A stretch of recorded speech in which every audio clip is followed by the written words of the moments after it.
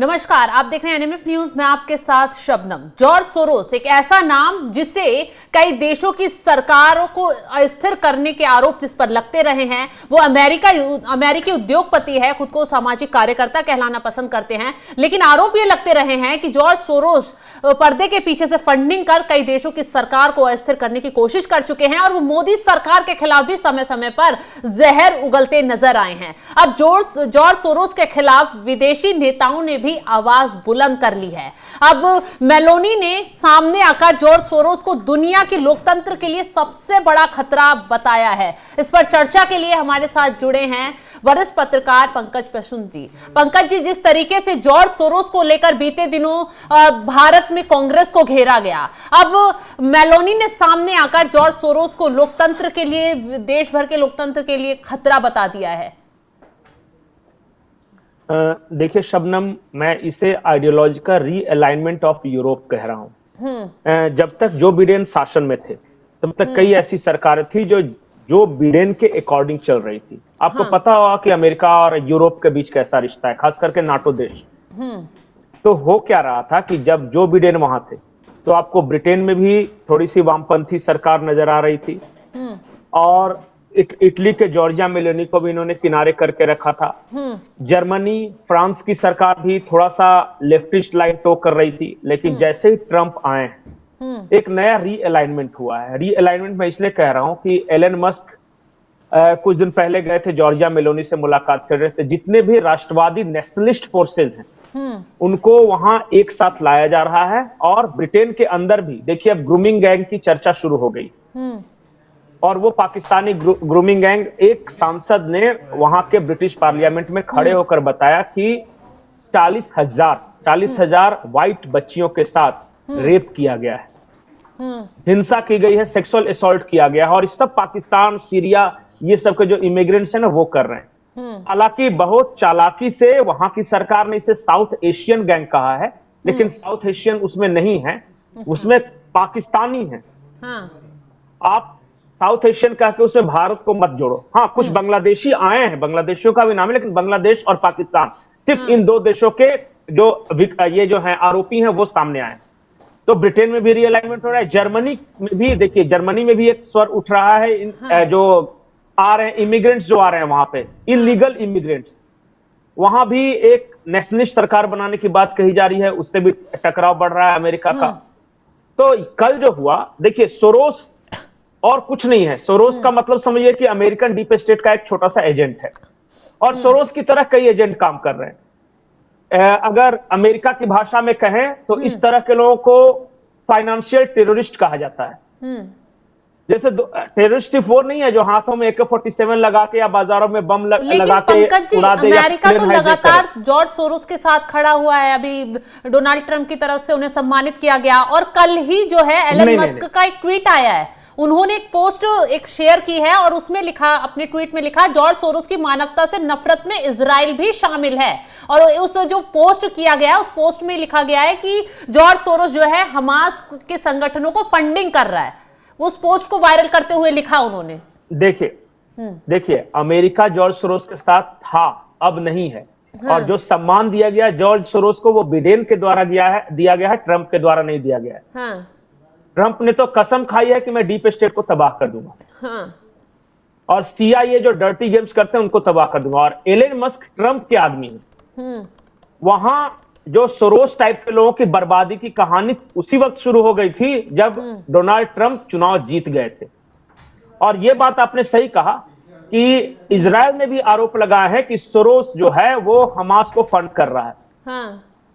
देखिए, ये जितने वामपंथी, जितने इस्लामिस्ट, जो पॉलिटिकल इस्लाम, सऊदी अरब की भाषा में कहे ना, अरब देशों में एक नया शब्द आया है, पॉलिटिकल इस्लाम। बोला जी, जो पॉलिटिकल इस्लाम जो है ना, ऑर्थोडॉक्स पॉलिटिकल इस्लाम, इसके खिलाफ जंग छेड़नी है। और हमास, हिजबुल्ला, ईरान या फिर इस तरह के जो भी संगठन हैं, उनके खिलाफ जो आवाज उठ रही है ना, वो पॉलिटिकल इस्लाम के खिलाफ आवाज उठ रही है। और उसके खिलाफ एलन मस्क, ट्रंप हैं।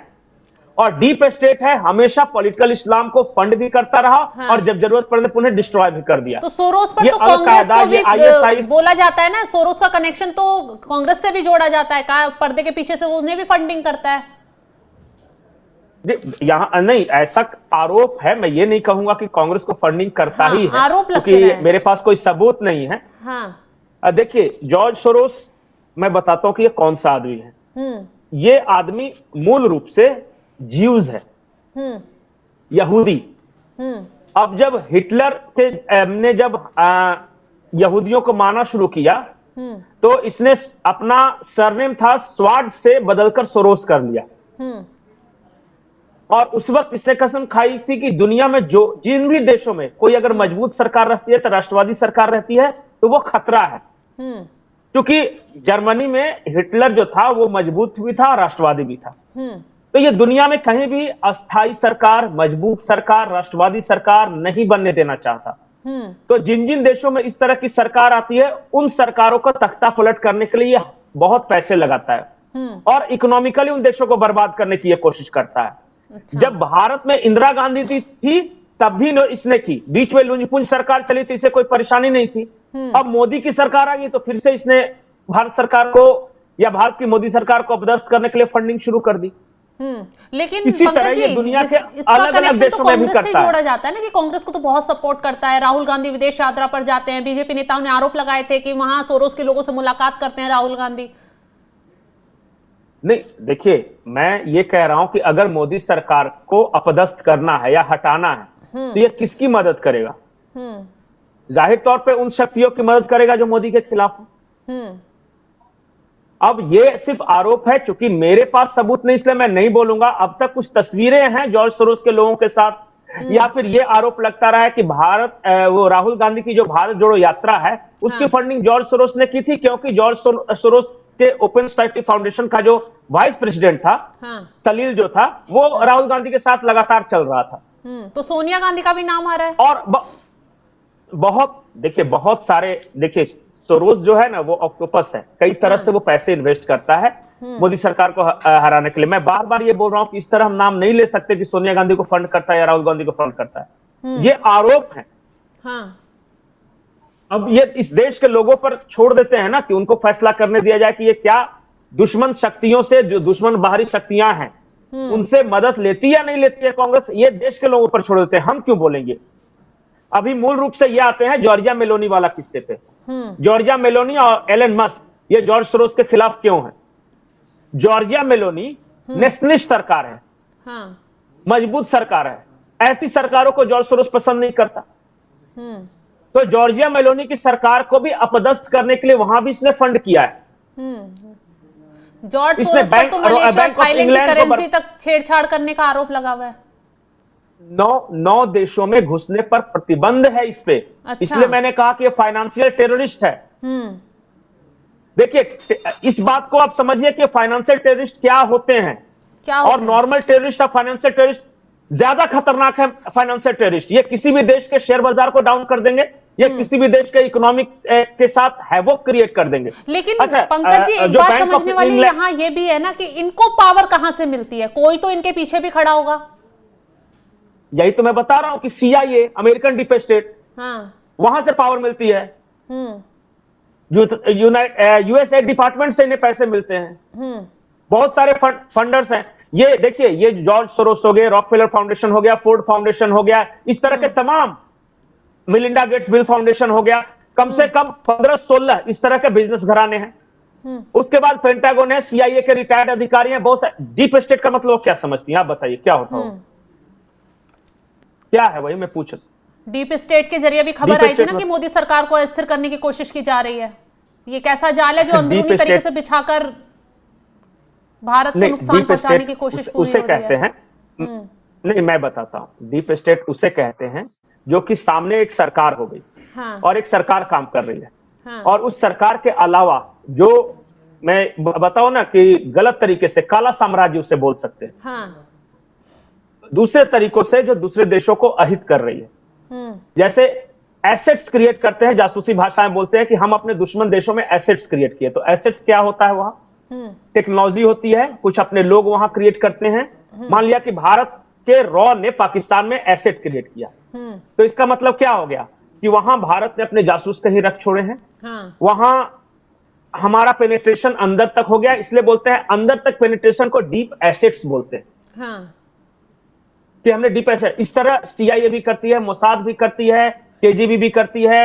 हर देश की जो आईएसआई, पाकिस्तान की आईएसआई कर रही होगी किसी देश में, भारत में उसके ये है। तो ये एसेट्स हो गया। उसके बाद बोलते हैं कि डीप स्टेट क्या होता है, जहां तक दुश्मन देश की खुफिया तंत्र का पेनिट्रेशन है उसे डीप स्टेट कहते हैं। जैसे कि मान लिया कि अमेरिका, मान लिया कि एक सीआईए है वहां की, हाँ। जिस तरह हमारे यहाँ आईएसआई रॉ है ना, उस तरह वहां सीआईए है। अब दुश्मन देशों में वो गई और दुश्मन देशों को बर्बाद करना है, तो कैसे करेंगे, क्या करेंगे वहां पे? तो तीन तरह के तरीके होते हैं। या तो डायरेक्ट आप अटैक करके बर्बाद कर सकते हो, दूसरा बर्बाद करना है तो उसके इकोनॉमी, फाइनेंस को डिस्टर्ब कर दो, बिल्कुल तहस नहस कर दो। और जब दोनों नहीं कर सको तो किसी नॉन स्टेट एक्टर के जरिए करो। जैसे पाकिस्तान कहता है ना कि नॉन स्टेट एक्टर थे ये आतंकवादी जो आपके यहां है वो, तो नॉन स्टेट एक्टर के जरिए जो किया जाता है ये थोड़ा सा और परिष्कृत रूप में है, ज्यादा हाईफाई है ये। पाकिस्तान तो बिल्कुल रॉ करता है। ये क्या करते हैं, इस तरह के बड़े बड़े बिजनेसमैन के थ्रू उन देशों में मानव सेवा के नाम पे घुसते हैं और फिर वहां बर्बाद करना शुरू करते हैं। अब देखिए भारत को कैसे बर्बाद करेंगे, मैं आपको बताता हूं आसान शब्दों में। भारत में बहुत सारे ऐसे एनजीओ थे जो विदेशों से पैसा लेते थे। अच्छा। और विदेश से पैसा आता था इस नाम के पर कि हम मानव सेवा कर रहे हैं, बच्चों को पढ़ा रहे हैं, स्कूल में किताबें कॉपी बांट रहे हैं। लेकिन जितना पैसा आता था उसका सिर्फ 10% इन सब कामों में खर्च होता था, बाकी पैसा कहां जाता था ये किसी को नहीं पता। या बहुत सारे ऐसे इन्वेस्टमेंट्स होते हैं अलग अलग कंपनियों में जो विदेशी इन्वेस्टमेंट्स होते हैं, या शेयर बाजार में बहुत सारे इस तरह का ये किया था। अच्छा, ये हिंडनबर्ग ने शॉर्ट सेलिंग किया, यानी अडानी के शेयर्स को गिराने के लिए। अडानी का शेयर गिरेगा यहां, यानी भारत का शेयर बाजार गिरेगा। तो बहुत तरीके हैं। देखिए, मैं एक वीडियो में पूरा डीप स्टेट कैसे काम करता नहीं बता सकता, लेकिन ये जो सोरोस है ना, वो डीप स्टेट का एक बहुत छोटा हिस्सा है, बहुत छोटा सा हिस्सा। अच्छा। और इस व्यक्ति ने 9 देशों के फाइनेंस को बर्बाद किया है, इकोनॉमी को। अब ये कोशिश भारत से पंगा लेने की कर रहा है लगातार। कभी 370 पे इसने बयान दिया, अडानी अंबानी के मुद्दे पर इसने बयान दिया, फिर उसके बाद सीए पर ये कूद आया जो भारत का अंदरूनी मामला था, सरकार से जुड़ा मामला था, वहां पर भी इसने बयान दिया। देखिए, ये इस तरह काम नहीं करते जैसा आप बता रही हैं कि एक बयान नहीं देते। ये चुपचाप क्या करेंगे, अपने लोगों के जरिए भारत में डिस्टर्ब। जैसे कि सोरोस को जो बयान देना होगा ना, वो हो सकता है यहाँ किसी नेता को पैसे दिया होगा, अपना वो बयान दिलवा देता है, या किसी पॉलिटिकल पार्टी को दे दिया होगा इनडायरेक्टली। देखिए, इतना आसान नहीं है जितना कि ऐसे ही नेता तो है नहीं है कि बयान दे दिए तो हो जाएगा। ये लोग खुफिया तरीके से काम करते हैं, फाइनेंशियल टेररिज्म ये करते हैं किसी भी देश के खिलाफ। अपने आप को सामाजिक कार्यकर्ता कहलाना पसंद करते हैं सोरोस, बहुत मतलब फिलैंथ्रोपिस्ट, कि हम तो क्या करते हैं कि पैसे कमाते हैं और पैसे लोगों में खर्च करते हैं। और कभी कहेंगे कि हम क्रिश्चियनिटी फैलाने के लिए करते हैं, कभी कहेंगे हम मानव सेवा के नाम पे करते हैं, कभी ये करते हैं डेमोक्रेसी के हम विकास के लिए, दुनिया के अलग अलग देशों में लोकतंत्र के विकास के लिए काम करते हैं। बहुत तरीका है इनका, लेकिन कुल मिलाकर छिपा हुआ मकसद कुछ और होता है। और बहुत तरह के लोगों से मदद मिलती है इनको। जैसे अमेरिका में मैं बताया ना कि डीप स्टेट का एक छोटा सा हिस्सा है, इसे बहुत तरह के हिस्से हैं उसके। उसमें कुछ लोग ऐसे होते हैं जो बिजनेसमैन होते हैं, जैसे जॉर्ज सोरोस टाइप का होता है। उसमें कुछ रक्षा विशेषज्ञ भी होते हैं, कुछ और जो पेंटागन के कुछ आदमी होंगे, कुछ डिप्लोमेट्स होंगे। बहुत डीप स्टेट एक बहुत अपने आप में बहुत बड़ा संपूर्ण जाल है, और उसे बहुत आसानी से जब धीरे धीरे पढ़ते रहेगा तो समझ में आता रहेगा कि कैसे बर्बाद किया इराक को, कैसे बर्बाद किया अफगानिस्तान को, कैसे अरब में अलग अलग देशों में तहरीर स्क्वायर पे कैसे जमा करवाया। फिर आपको पता चलेगा ईरान के खिलाफ क्या हो रहा है। तो दुनिया के अलग अलग, भारत के आसपास के सारे जो भी देश हैं सब में तख्ता पलट करवा चुके हैं ये। श्रीलंका में हो गया, बांग्लादेश में हो गया, पाकिस्तान में हो गया, मालदीव में हो गया, सब देशों में हुआ। खैर, जिस तरीके से अब सोरोस के खिलाफ खुलकर आवाज उठने लगी है, अब उससे लगता है ना कि उसके बुरे दिन शायद शुरू हो सकते हैं। एक एक नेता करके, एक एक उद्योगपति करके सामने आ रहे हैं, सोरोस के खिलाफ बोल रहे हैं खुलकर। नहीं, देखिए, ये जो चल रहा है ना, मैंने शुरू में बताया था कि political realignment of Europe, Trump के आने के बाद यूरोप में ऐसी शक्तियों को बल मिला है जो कि डीप स्टेट और सोरोस जैसों के खिलाफ है। और वो क्या कर रहे हैं कि आपस में एक दूसरे से हाथ मिला रहे हैं, और धीरे धीरे एक एक टेंटिकल्स, मैंने बोला ना कि ऑक्टोपस है, बहुत तरह का जाल फैला, तो एक एक पैर धीरे धीरे काटेंगे अलग अलग तरीके से। जॉर्जिया मेलोनी ने उसी संदर्भ में ये बातें कही है। उन्होंने एलन मस्क का सपोर्ट किया है, समर्थन किया है। ये कहा है कि एलन मस्क बिजनेसमैन हो सकते हैं, वो हो सकता है कि बहुत पैसे वाले हों, लेकिन सोरोस की तरह गंदे आदमी नहीं है जो कि दूसरी देशों की सरकारों में इंटरफेरेंस करे, डिस्टर्ब करे। और भी बहुत सारे इसके पहलू हैं, मैं अलग अलग करके बताने लूंगा तो लंबा हो, लेकिन एक बात समझ जाइए कि Giorgia Meloni, Elon Musk, Trump, Modi, इस तरह की तमाम सरकारें, बहुत सारे ऐसी सरकारें हैं जो कि सोरोस जैसे गंदे इरादों वाले व्यक्ति के खिलाफ कार्रवाई करने का मन बना चुकी है। और मैं तो ये भी कहता हूं कि यूक्रेन में भी जो तख्ता पलट हुआ था, जिस तख्ता पलट के बाद जेलेंस्की आए थे, और वो भी इसी डीप स्टेट का काम था। और बहुत सारे ऐसे देशों में, दुनिया के अलग अलग देशों में सरकारों का तख्ता पलट करना, अपने मनमाफिक सरकारें बनवाना इनका प्रिय शगल है। बिल्कुल, तो सही कहा पंकज जी आपने। तमाम जानकारी के लिए आपका बहुत बहुत शुक्रिया। तो जॉर्ज सोरोस के खिलाफ अब विदेशी नेताओं ने भी खुलकर आवाज उठानी शुरू कर दी है, और वो वक्त भी दूर नहीं है जब जॉर्ज सोरोस के खिलाफ भारत समेत कई देश एक्शन ले सकते हैं। अब जॉर्जिया मेलोनी ने सामने आकर जॉर्ज सोरोस को लोकतंत्र के लिए बहुत बड़ा खतरा बता दिया है। अब जॉर्ज सोरोस के खिलाफ जिस तरीके से आवाजें उठ रही हैं, कब एक्शन लिया जाएगा और कब जो इस जॉर्ज सोरोस को जो शक्तियां पावरफुल बना रही हैं उन्हें ध्वस्त किया जाएगा, ये देखने वाली बात होगी। फिलहाल तमाम जानकारी के लिए बने रहिए हमारे साथ, और तमाम अपडेट के लिए आप जुड़े रहिए एनएमएफ न्यूज के साथ। नमस्कार।